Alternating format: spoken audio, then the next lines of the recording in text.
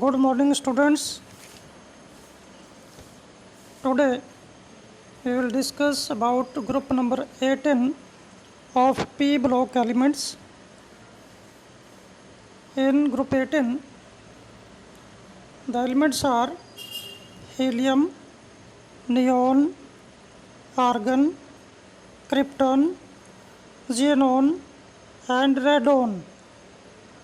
इनका सिंबल है He helium के लिए, Ne नियोन के लिए, Ar आर्गन के लिए, Kr क्रिप्टन के लिए, Xe जीनोन के लिए और Rn रेडोन के लिए, Radon रेडोन कहते हैं इसको। तो सबसे पहले शुरू करते हैं इनकी general physical properties. First property है इलेक्ट्रॉनिक कॉन्फ़िगरेशन। इनके एटॉमिक नंबर हीलियम का 2, नियोन का 10, आर्गन का 18, क्रिप्टॉन का 36, जीनोन 54, रेडोन 86 और इनके ईसी में आपके सामने दिखाई दे रहा है क्या है। इनका जनरल NS2Np6 है। मीन्स फुली फील्ड ऑर्बिटल्स हैं दोनों, s ऑर्बिटल और p ऑर्बिटल फुली फील्ड हैं। s में 2 इलेक्ट्रॉन और p में 6 इलेक्ट्रॉन्स हैं। ये है इनका इसके बाद है second physical property atomic radii. जितनी भी नोबल गैसेस हैं इनको नोबल गैसेस कहते हैं। ग्रुप 18 को नोबल गैसेस का नेम दिया गया। ग्रुप 18 में है सभी ये। Noble gases have smallest size, सबसे छोटा साइज है नोबल गैसेस का। But on moving down the group number of shells increases and atomic radii also increases. इसके बाद थर्ड प्रॉपर्टी है melting and boiling point. Noble gases के melting और boiling point low हैं। रीज़न क्या है? Because of smallest size and weak van der Waals forces of attraction between the atoms. इनके atoms के बीच में जो फोर्सेस हैं वीक वंडरवाल फोर्सेस हैं, तो इसलिए इनके मेल्टिंग और बॉइलिंग पॉइंट कम हैं। और जैसे हम टॉप से बॉटम की तरफ मूव करें इनके मेल्टिंग और बॉइलिंग पॉइंट इंक्रीज़ होते हैं। क्यों? क्योंकि एटम का साइज़ इंक्रीज़ होता है, मैग्नीट्यूड ऑफ वंडरवाल फोर्सेस भी इंक्रीज़ होते हैं, इसलिए इनके मेल्टिंग और बॉइलिंग पॉइंट इंक्रीज़ होते हैं। इसके बाद नेक्स्ट प्रॉपर्टी है fourth property ionization enthalpy. Ionization enthalpy में जितनी भी इनका आपको, जैसा कि आपको पता है, इनका वैलेंस शेल फुली फील्ड है। फुली फील्ड होने की वजह से इनमें से इलेक्ट्रॉन निकालना इतना आसान नहीं है, इसलिए इनकी आयोनाइजेशन एंथैल्पी बहुत ज़्यादा है। But on moving down the group the ionisation enthalpy decreases because size of atoms increases and attraction of electrons towards the nucleus decreases. Therefore, ionization enthalpy decreases. Next property है electron gain enthalpy. Nobel gases का valence shell fully field है। S में 2 electron और P में 6 electron, इसलिए they do not have any tendency to gain electron. ये इनमें electron gain करने की टेंडेंसी नहीं है। That's why they have positive electron gain enthalpy values. इनकी इलेक्ट्रॉन गेन इंथैल्पी वैल्यू क्या है? पॉजिटिव है। ये थी इनकी फिजिकल प्रॉपर्टीज़। इसके बाद इनकी केमिकल प्रॉपर्टी हैं। जैसा कि आपको पता है नोबल गैसेस हाईली अनरिएक्टिव हैं, इनर्ट हैं। पर क्यों है इनर्ट? और क्योंकि इनका वैलेंस शेल फुली फील्ड है, इसलिए रिएक्शन नहीं करती। पर इन मार्च 1962 नेल बार्टलेट ने पता लगाया कि जो प्लेटिनम हेक्साफ्लोराइड है ये एक पावरफुल ऑक्सीडाइजिंग एजेंट है और ये कंबाइन करता है ऑक्सीजन के साथ। जब ऑक्सीजन से कम्बिनेशन करता है तो एक आयनिक कंपाउंड बनाता है और उस आयनिक कंपाउंड का नाम है डाई ऑक्सीजनाइल प्लेटिनम हेक्साफ्लोराइड। तो ये कंपाउंड बनाता है। क्या कहा उसने, जो प्लेटिनम हेक्साफ्लोराइड है ये पावरफुल ऑक्सीडाइजिंग एजेंट है। ऑक्सीडाइजिंग एजेंट ऑक्सीजन से रिएक्शन करके एक आयनिक कंपाउंड बना रहा है। तो this indicate that platinum hexafluoride has oxidized oxygen to oxygenyl ion O2 positive. तो प्लेटिनम हेक्साफ्लोराइड ने ऑक्सीजन को O2 पॉजिटिव में कन्वर्ट कर दिया। क्लियर हो गया। इसके बाद क्या है, इसका मतलब क्या है, ऑक्सीजन और जीनोन की कुछ सिमिलरिटीज़ हैं, कुछ सिमिलर प्रॉपर्टीज़ हैं। क्या है, फर्स्ट प्रॉपर्टी है इसकी जो सिमिलरिटी है, the first ionization enthalpy of xenon and oxygen is almost same. क्या है, जीनोन की आयोनाइजेशन एंथैल्पी है 1170 किलो जूल पर मोल और ऑक्सीजन की है 1175 kilo joule per mole. Means these are almost similar. Second property है the molecular diameter of oxygen and atomic radius of xenon are similar, that is 4 angstrom unit. ये भी दोनों में similarity हुई। और थर्ड है, इन दोनों सिमिलरिटीज़ के बेस पे बार्टलेट ने जीनोन को प्लेटिनम हेक्साफ्लोराइड के साथ ट्रीट किया। पहले ऑक्सीजन से ट्रीटमेंट की थी, रिएक्शन की थी। अब जब उसने कहा जीनोन और ऑक्सीजन की प्रॉपर्टीज़ कुछ सेम है, सिमिलर हैं, तो क्या किया, ऑक्सीजन को रिप्लेस कर दिया किसके साथ, जीनोन के साथ। तो xenon when react with platinum hexafluoride तो इससे कंपाउंड बना ऑरेंज येलो सॉलिड का कंपाउंड और उसका नेम है जीनोन प्लेटिनम हेक्साफ्लोराइड। तो यहाँ से एक रिजल्ट मिला कि भी जीनोन क्या है, एक रिएक्टिंग नोबल गैस है, हाईली रिएक्टिव नहीं है, कुछ रिएक्शन करती है। तो क्या क्या है इनकी रिएक्शन, क्या है इनकी प्रेपरेशन, क्या है इनका स्ट्रक्चर, क्या है वो करेंगे। तो पहला है कंपाउंड्स ऑफ जीनोन। क्या है कंपाउंड जीनोन, पहला है फर्स्ट कंपाउंड है xenon hexafluoride, xenon fluoride XeF2 xenon difluoride. Xenon fluoride में पहला है जीनोन डाईफ्लोराइड XeF2। इसको प्रिपेयर कैसे करते हैं, xenon when react with fluorine in the ratio 2:1 at a temperature of 673 Kelvin and 1 bar pressure using nickel as a catalyst, it form xenon difluoride। तो ये है इसकी प्रिपरेशन। इसके बाद इसकी रिएक्शन करेंगे वाटर के साथ। xenon difluoride when react with water it form xenon hydrofluoric acid and oxygen gas. और दूसरी रिएक्शन है इसकी सोडियम हाइड्रोक्साइड के साथ। जब xenon डाईफ्लोराइड सोडियम हाइड्रोक्साइड से रिएक्शन करता है it form xenon sodium fluoride oxygen and water. तो ये थी इसकी रिएक्शन xenon की वाटर के साथ और सोडियम हाइड्रोक्साइड के साथ। अब हम करेंगे स्ट्रक्चर इनके बहुत इंपॉर्टेंट है।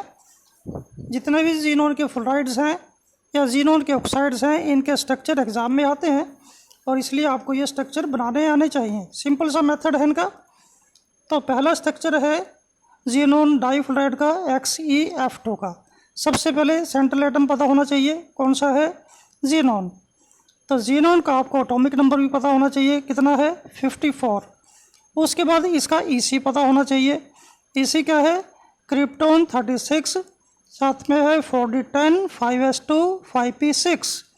वैलेंस शेल में s में 2 और p में 6 इलेक्ट्रॉन है।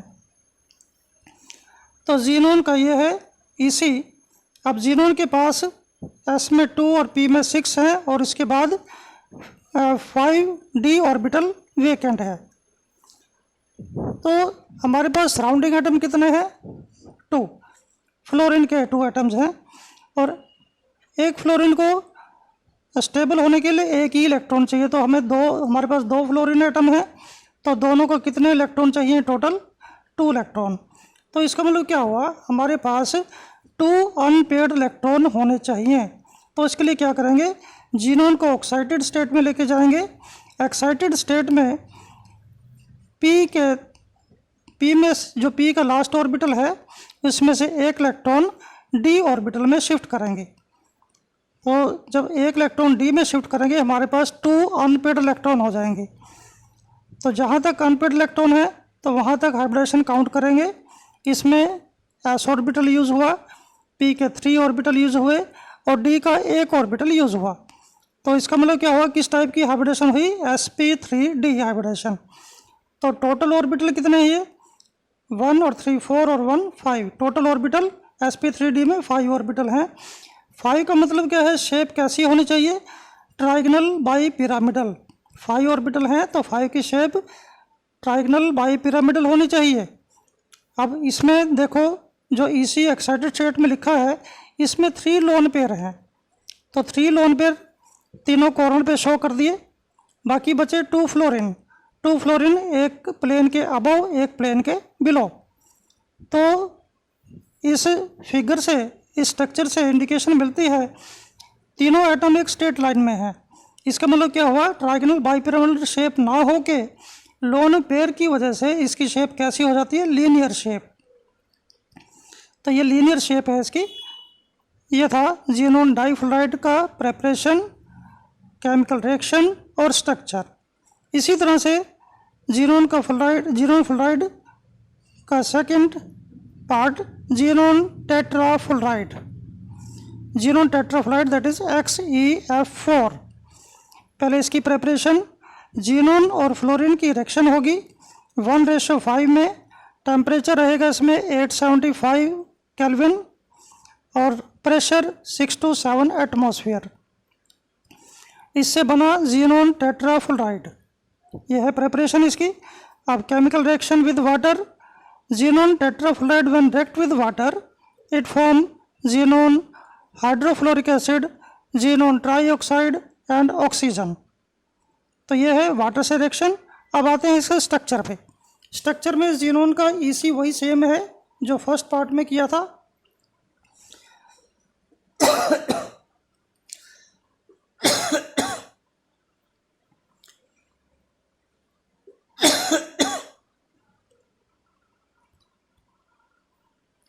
जीनोन का EC सेम जो फर्स्ट पार्ट में था। इसके बाद जीनोन के साथ हमारे पास फ्लोरीन के 4 एटम्स हैं। अब 4 एटम्स हैं तो कितने अनपेयर्ड चाहिए? 4। P के ऑर्बिटल में से 2 इलेक्ट्रॉन शिफ्ट करेंगे D में तो हमारे पास 4 अनपेयर्ड इलेक्ट्रॉन आ जाएंगे। तो इस तरह से हमारे पास किस टाइप की हाइब्रिडेशन बनी? 1s यूज़ हुआ, 3p यूज़ हुए और D के 2 ऑर्बिटल यूज़ हुए। तो ये बन गया sp3d2 हाइब्रिडेशन। टोटल ऑर्बिटल कितने हुए? s का 1, p के 3, d के 2, 1 और 3 4, 4 और 2 6 ऑर्बिटल। 6 का मतलब शेप कैसी होनी चाहिए? ऑक्टाहेड्रल होनी चाहिए। पर लोन पेयर की वजह से शेप चेंज हो जाती है। बनाएंगे उसी तरह से। अब 4 फ्लोरीन एटम है, 4 कॉर्नर पे फ्लोरीन एटम लगा दिए और अबव और बिलो लोन पेयर शो कर दिए। अब ये इन लोन पेयर की वजह से इसकी शेप स्क्वायर प्लेनर शो हो रही है। तो शेप क्या हुई? Square planar. इसके बाद third part xenon hexafluoride means XeF6। पहले इसकी प्रेपरेशन करेंगे। Xenon when react with fluorine in the ratio 1:20 at a temperature of 573 and pressure 60 to 70 atmosphere, it forms xenon hexafluoride. ये थी इसकी प्रेपरेशन. अब इसकी chemical reaction with water. xenon hexafluoride when react with water, it form xenon trioxide and hydrofluoric acid. Also, xenon hexafluoride when react with water in the presence of nickel as a catalyst. First part में catalyst use नहीं किया था, second part में अगर निकल catalyst use करते हैं तो प्रोडक्ट चेंज हो जाता है. इसमें बनता है xenon ऑक्सी टेट्राफ्लोराइड और हाइड्रोफ्लोरिक एसिड. कैटलिस्ट के चेंज करने से प्रोडक्ट भी चेंज हो जाता है. अब है इसका स्ट्रक्चर. xenon हेक्साफ्लोराइड का स्ट्रक्चर, सेंट्रल एटम क्या रहेगा? xenon. और EC वही सेम जो पहले वाला था. अब हमारे पास 6 फ्लोरीन एटम है, तो 6 अनपेयर्ड इलेक्ट्रॉन चाहिए. 6 अनपेयर्ड इलेक्ट्रॉन कहाँ से होंगे? जो P में इलेक्ट्रॉन है पेयर्ड स्टेट में, वो तीनों के 3 ऑर्बिटल से इलेक्ट्रॉन एक इलेक्ट्रॉन D ऑर्बिटल में शिफ्ट करेंगे. जब P में से 3 इलेक्ट्रॉन D में शिफ्ट करेंगे, हमारे पास टोटल 6 इलेक्ट्रॉन्स अनपेयर्ड हो जाएंगे, क्योंकि हमें 6 अनपेयर्ड इलेक्ट्रॉन चाहिए. और अब हमारे पास S में कितने? एक तो S ऑर्बिटल यूज़ हुआ, 3 P ऑर्बिटल यूज़ हुए और 3 D ऑर्बिटल यूज़ हुए. तो टोटल ऑर्बिटल कितने यूज़ हुए? 1 और 3 4 और 3 7 ऑर्बिटल. तो इसकी शेप कैसी होनी चाहिए? Pentagonal bi pyramidal. पर लोन पेयर की वजह से शेप चेंज हो जाती है. हाइब्रिडेशन हुई इसमें sp3d3. तो शेप कैसी बनेगी?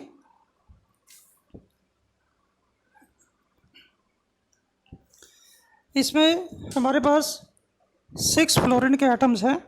जैसे ऑक्टाहेड्रल शेप बनती है, वैसे 6 के 6 फ्लोरीन एटम 4 कॉर्नर्स के ऊपर और एक अबोव द प्लेन, एक बिलो द प्लेन. तो 6 तो फ्लोरीन लग गए. एक लोन पेयर था, वो जीनोन के साथ अटैच कर दिया गया. तो शेप कैसी हुई? Distorted octahedral. एकदम एग्जैक्ट ऑक्टाहेड्रल नहीं है, तो ये है डिस्टॉर्टेड ऑक्टाहेड्रल शेप. इसके बाद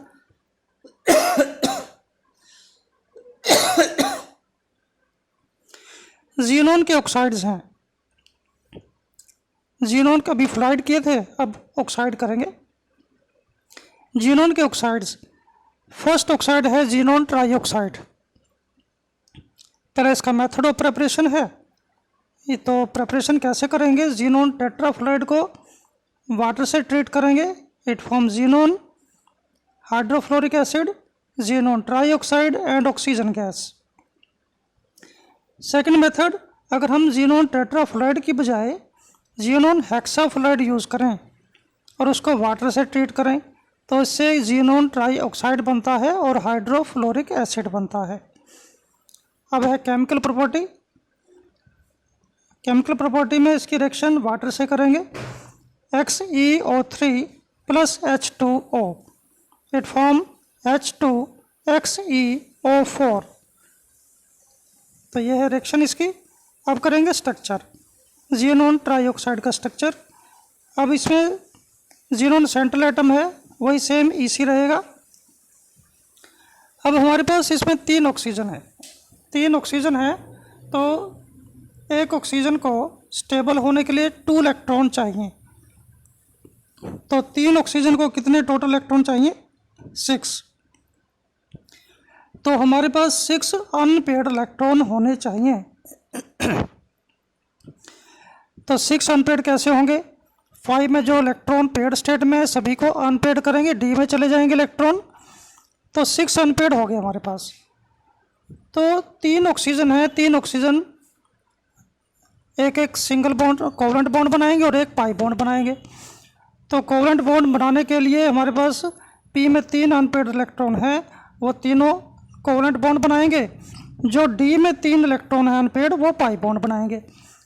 तो हाइब्रिडेशन हमें कहाँ से पता चलती है? जहाँ तक कोवलेंट बॉन्ड की फॉर्मेशन हो. और कोवलेंट बॉन्ड कहाँ तक बन रहे हैं? P ऑर्बिटल तक. P के 3 इलेक्ट्रॉन है जो ये कोवलेंट बॉन्ड की फॉर्मेशन करेंगे. तो इसमें एक तो S यूज़ हुआ और 3 ऑर्बिटल p के यूज़ हुए। तो हाइब्रिडेशन किस टाइप की हुई? sp3 hybridisation. तो ज़ीनोन सेंट्रल एटम, तो जब ऑक्सीजन एक कोवेलेंट बॉन्ड बना रहा है और एक पाई बॉन्ड बना रहा है, तो ज़ीनोन के साथ ऑक्सीजन का डबल बॉन्ड आएगा। Xenon bonded with oxygen through double bond, that is covalent bond है सिग्मा बॉन्ड और पाई बॉन्ड। तो 3 सिग्मा 3 पाई, तो एक बचा एस में पेयर्ड स्टेट में इलेक्ट्रॉन्स। तो ये लोन पेयर की तरह शो होनी चाहिए थी इसकी शेप टेट्राहेड्रल, पर लोन पेयर की वजह से इसकी शेप कैसी हुई? Pyramidal shape. इसके बाद है नेक्स्ट ऑक्साइड। कौन सा next oxide? Xenon tetra oxide. अब इसमें ज़ीनोन टेट्रा ऑक्साइड में पहले प्रेपरेशन करेंगे, फिर स्ट्रक्चर करेंगे। प्रेपरेशन में इसकी रिएक्शन है Na4XeO6 means tetrasodium xenon hexa oxide interact with concentrated sulphuric acid. तो इससे बनता है हमारे पास xenon tetra oxide plus sodium sulphate plus water. इसके बाद इसका स्ट्रक्चर, ज़ीनोन सेंट्रल एटम है, सेंट्रल एटम होने की वजह से EC वही सेम रहेगा। अब हमारे पास 4 ऑक्सीजन है। 4 ऑक्सीजन का मतलब कितने अनपेयर्ड इलेक्ट्रॉन चाहिए? 8, क्योंकि एक ऑक्सीजन को 2 इलेक्ट्रॉन चाहिए स्टेबल होने के लिए। 4 ऑक्सीजन है तो टोटल 8 इलेक्ट्रॉन हमें चाहिए स्टेबल होने के लिए। अब इसमें क्या करेंगे? जो एस में भी इलेक्ट्रॉन है पेयर्ड स्टेट में, वो भी अनपेयर्ड होंगे। एस और पी में जितने भी पेयर्ड इलेक्ट्रॉन है सभी को अनपेयर्ड करेंगे। वो एक एक इलेक्ट्रॉन कहाँ जाएगा? डी ऑर्बिटल में चला जाएगा। तो टोटल अनपेयर्ड इलेक्ट्रॉन हो गए हमारे पास 8 इलेक्ट्रॉन, 8 अनपेयर्ड हो गए। और हमें ऑक्सीजन, हमारे पास ऑक्सीजन कितने हैं? 4। तो 4 सिग्मा बनेंगे और 4 पाई। अब 4 सिग्मा कहाँ से? एक तो एस ऑर्बिटल में इलेक्ट्रॉन है और 3 पी में है, टोटल 4 अनपेयर्ड हो गए। ये 4 के 4 सिग्मा बॉन्ड बनाएंगे और जो डी में 4 है वो 4 के 4 पाई बॉन्ड की फॉर्मेशन करेंगे। इसी तरह से ज़ीनोन के पास अब 4 ऑक्सीजन है और 4 के 4 ऑक्सीजन डबल बॉन्डेड रहेंगे, एक सिग्मा बॉन्ड और एक पाई बॉन्ड। इस तरह से इसकी शेप कैसी हुई? Tetrahedral shape. नेक्स्ट है ज़ीनोन ऑक्सीफ्लोराइड्स। अब इसमें ऑक्सीजन भी है और फ्लोरीन भी है, दोनों टाइप के एलिमेंट ज़ीनोन के साथ कॉम्बिनेशन में है। तो इसमें फर्स्ट कंपाउंड है ज़ीनोन का ज़ीनोन ऑक्सीडाइफ्लोराइड XeOF2। इसका मेथड ऑफ प्रिपरेशन, ज़ीनोन टेट्राफ्लोराइड के साथ वाटर की रिएक्शन है और टेम्परेचर है इसमें -80 डिग्री सेंटीग्रेड। तो इससे बनता है ज़ीनोन ऑक्सीडाइफ्लोराइड और हाइड्रोफ्लोरिक एसिड। अब करेंगे इसका स्ट्रक्चर, वही ज़ीनोन सेंट्रल एटम रहेगा। ऑक्सीजन, एक ऑक्सीजन है, इसको स्टेबल होने के लिए 2 इलेक्ट्रॉन चाहिए। 2 फ्लोरीन है, 2 फ्लोरीन को 2 इलेक्ट्रॉन चाहिए स्टेबल होने के लिए। तो टोटल इलेक्ट्रॉन कितने हुए? 4। ये 4 इलेक्ट्रॉन स्टेबल होने के लिए हमें चाहिए। तो 4 इलेक्ट्रॉन का मतलब 4 अनपेयर्ड इलेक्ट्रॉन होने चाहिए। तो 4 अनपेयर्ड कैसे होंगे? पी में से 2 इलेक्ट्रॉन कहाँ शिफ्ट करेंगे? पी में से 2 इलेक्ट्रॉन डी में ट्रांसफ़र करेंगे। जब पी में से 2 इलेक्ट्रॉन डी में ट्रांसफ़र करेंगे तो हमारे पास 4 अनपेयर्ड हो जाएंगे। अब ऑक्सीजन तो एक सिंगल सिग्मा बॉन्ड बनाता है और एक पाई बॉन्ड बनाता है। तो उससे क्या होगा? और पहले तो जो फ्लोरीन है इसको 2 इलेक्ट्रॉन चाहिए, 2 इलेक्ट्रॉन से सिग्मा बॉन्ड बनाएगा, एक ऑक्सीजन सिग्मा बनाएगा। टोटल सिग्मा कितने हो गए? 3। तो 3 सिग्मा कहाँ से बनेंगे? हमारे पास पी में 2 अनपेयर्ड हैं, एक डी का अनपेयर्ड यूज़ करेंगे। तो यहाँ तक सिग्मा बॉन्ड बनते हैं डी के 1 इलेक्ट्रॉन तक, फर्स्ट ऑर्बिटल में इलेक्ट्रॉन है जो। तो ये हाइब्रिडेशन हुई sp3d, क्योंकि एक s ऑर्बिटल यूज़ हुआ और 3 p यूज़ हुए और एक d का ऑर्बिटल यूज़ हुआ। तो हाइब्रिडेशन क्या हुई? sp3d। अब d में 1 इलेक्ट्रॉन जो बचा हुआ है वो पाई बॉन्ड की फॉर्मेशन करेगा ऑक्सीजन के साथ। sp3d का मतलब क्या हुआ, किस टाइप की शेप, ट्राइगनल बाइपिरामिडल, पर लोन पेयर की वजह से शेप चेंज हो जाती है। बनाएंगे उसी तरह से ज्योमेट्री, पर 2 लोन पेयर हैं, 2 लोन पेयर एक साइड में रहेंगे, एक डबल बॉन्डेड ऑक्सीजन है और एक फ्लोरीन अबव द प्लेन, एक फ्लोरीन बिलो द प्लेन। तो सामने स्ट्रक्चर नज़र आ रहा होगा आपको, ये स्ट्रक्चर किस टाइप का है, टी शेप का है। तो स्ट्रक्चर कैसा हुआ, टी शेप्ड। इसके बाद जीनोन का next compound xenon dioxy difluoride. इसकी method of preparation, xenon dioxide when react with xenon oxy tetrafluoride at a temperature of -78 degree centigrade, it form xenon dioxy difluoride। तो यह इसकी preparation. अब इसकी reaction भी है वाटर के साथ। xenon oxy tetrafluoride when react with water, it form xenon dioxy difluoride when react with water, it form xenon trioxide and hydrofluoric acid. ये इसकी केमिकल रिएक्शन। इसके बाद स्ट्रक्चर, जैसे पहले स्ट्रक्चर बनाया था अभी आपने जीनोन ऑक्सी डाइफ्लोराइड का, उसी तरह से जीनोन डाइऑक्सी डाइफ्लोराइड का स्ट्रक्चर है। सेंट्रल एटम वही जीनोन रहेगा। अब इसमें 2 ऑक्सीजन है, मीन्स 4 इलेक्ट्रॉन तो ये हो गए अनपेड चाहिए, 2 फ्लोरीन है, 2 इलेक्ट्रॉन अनपेड ये हो गए, तो टोटल अनपेड इलेक्ट्रॉन कितने हो गए, 6 अनपेड चाहिए। 6 अनपेड कैसे होंगे, पी के जो 3 ऑर्बिटल हैं तीनों में पेड इलेक्ट्रॉन है, ये तीनों इलेक्ट्रॉन अनपेड होंगे, 3 इलेक्ट्रॉन डी में चले जाएंगे, तो पी में 3 अनपेड और डी में 3 अनपेड, टोटल कितने हो गए, 6 अनपेड। और हमारे पास सिग्मा बॉन्ड कितने बनेंगे, 2 ऑक्सीजन के बनेंगे और 2 फ्लोरीन के, टोटल 4 सिग्मा बॉन्ड बनेंगे। तो 4 सिग्मा बॉन्ड बनाने के लिए हमारे पास 4 अनपेड इलेक्ट्रॉन पहले वाले यूज़ करेंगे, 3 पी वाले यूज़ करेंगे और 1 डी वाला यूज़ करेंगे। तो किस टाइप की हाइब्रिडेशन हुई, sp3d हाइब्रिडेशन। अब स्ट्रक्चर में क्या होगा, हमारे पास 2 ऑक्सीजन है, 2 ऑक्सीजन डबल बॉन्डेड शो करेंगे कॉर्नर के ऊपर, एक फ्लोरीन अबव द प्लेन, एक फ्लोरीन बिलो द प्लेन और एक लोन पेयर एक कॉर्नर पे। तो शेप कैसी हुई, ज्योमेट्री हुई इसकी सी सो ज्योमेट्री, जैसे पार्क में झूले होते हैं तो उस टाइप की ज्योमेट्री है इसकी, सी सो ज्योमेट्री कहते हैं इसकी। इसके बाद है नेक्स्ट है जीनोन ऑक्सी टेट्राफुलराइड XeOF4। अब इसकी प्रिपरेशन, जीनोन हेक्साफुलराइड को अगर वाटर से ट्रीट करें निकल की प्रेजेंस में, it form xenon oxy tetrafluoride and hydrofluoric acid. अब इसकी केमिकल प्रॉपर्टी है, xenon oxy tetrafluoride when react with water, it form xenon dioxy difluoride and hydrofluoric acid। ये इसकी केमिकल प्रॉपर्टी है।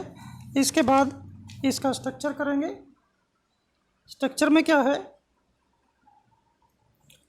जीनोन वही सेंट्रल एटम रहेगा और इसमें हमारे पास कितने ऑक्सीजन हैं, 1 ऑक्सीजन है और 4 फ्लोरीन है।